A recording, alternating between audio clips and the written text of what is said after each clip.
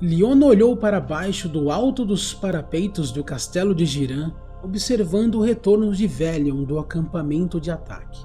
O cavaleiro elfo logo chegou e declarou formalmente: o líder das forças inimigas rejeitou o pedido de Liona.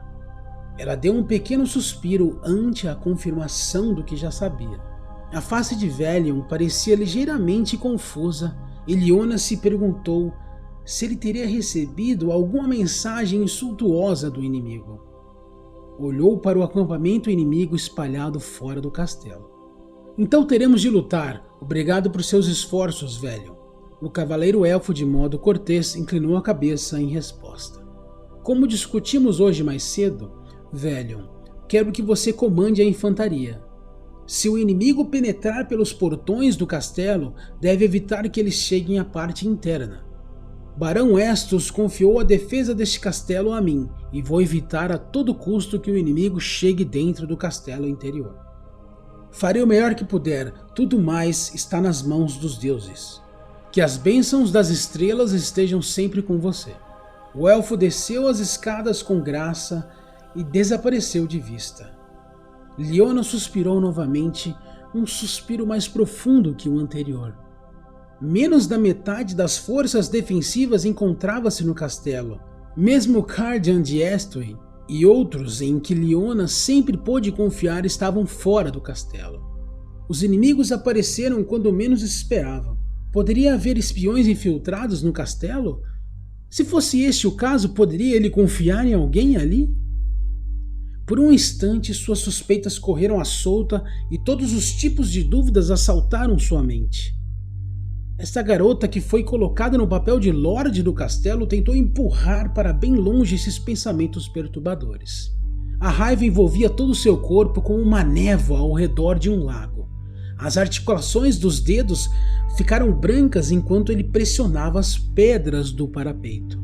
Estou pronto para ajudar na defesa do castelo, Lady Liona. A declaração vinda às suas costas foi feita por um elfo cuja voz não era ouvida por um longo tempo.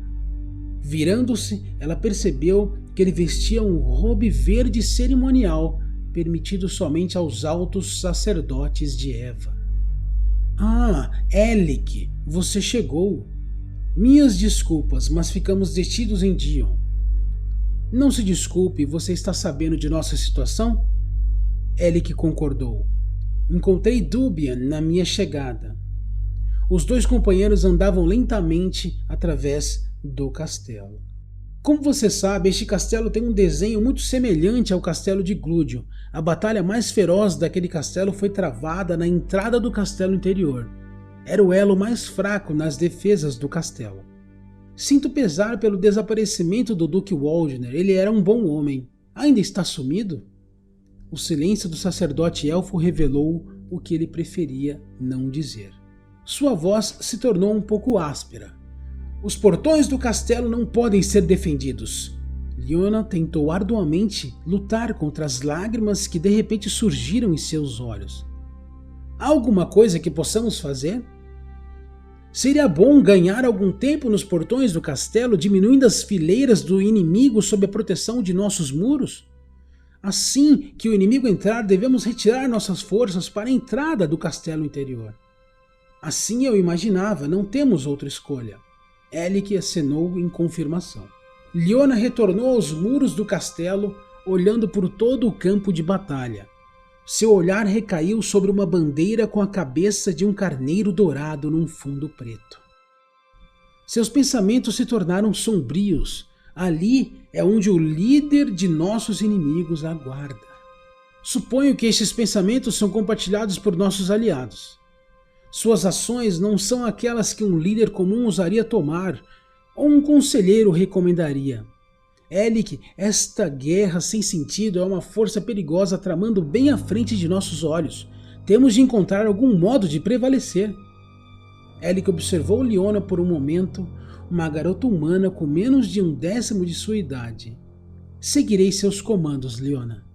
Ela retornou com resolução aos seus soldados e designou posições de combate para os arqueiros e magos. Mais tarde, enquanto dava instruções estratégicas finais para os soldados da infantaria no pátio do castelo interior, Ellic trouxe uma elfa para encontrá-la. Durante a apresentação, Leona notou que ela tinha um longo cabelo dourado e feições delicadas. Em seu pescoço estava um amuleto de Eva, a deusa dos lagos. Muitos dos soldados mais novos da infantaria estavam encarando-a como se fosse a primeira vez que vissem uma elfa em carne e osso. Espero que estejam tão atentos assim às instruções que lhes dei, Leona falou com rispidez. Os soldados abaixaram os olhos embaraçados. Leona sorriu enquanto acenava aos elfos para segui-la e fazer as apresentações em algum outro local. Esta é Llewellyn, a profeta sob meu comando.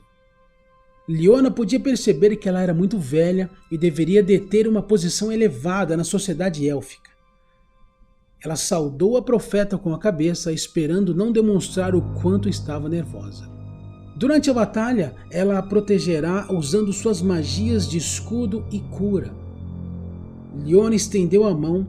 Com nossos recursos esparsos, os arqueiros e infantaria seriam mais beneficiados com sua proteção. Por favor, coloque-o junto a Velho, no círculo de defesa interior do castelo. Receber tanta honraria não parece justo para mim. A resposta de Eric foi polida, mas firme. Você é a líder. Tomaremos as precauções necessárias para protegê-la do perigo. Não fazer isto ameaçaria a segurança de todos nós. Percebendo que tinha falado muito alto, ele deu uma olhada em direção à infantaria que estava muito ocupada, não demonstrando interesse em seu olhar. Falou de novo com a voz mais baixa. Quando o cerco começar, isto vai se tornar uma grande confusão. Francamente, odeio esse tipo de batalha. Tanto jovens quanto velhos, cujas vidas já sofreram tanto, serão destruídos em um instante. Com tantas coisas incertas, somente uma coisa é absoluta. Sua vida não deve ser sacrificada. Relutantemente, Leona concordou com aquelas palavras. Uma corneta foi tocada à distância. Seu tom baixo, ressonante, alertou a todos no castelo de Jirã para se prepararem para a batalha, ou fugir antes do caos que viria. Os sons contínuos da corneta encheram os dois lados da luta com renovada vontade e propósito. Muitos logo se juntariam a outras esquecidas lápides em algum cemitério por ali. Arqueiros no parapeito prepararam seus arcos, mirando na massa de inimigos e puxando a corda com toda a força. A energia azul das sulchotes que se misturavam a feitiços recitados por magos até que uma aura de energia dourada envolveu os corpos dos arqueiros. Unidades de ataque em grupos de 30 soldados esperavam por um sinal. Finalmente, os comandantes de campo ergueram suas espadas e os soldados começaram a marchar em direção ao castelo com passos crescentes, pontuado por gritos de guerra.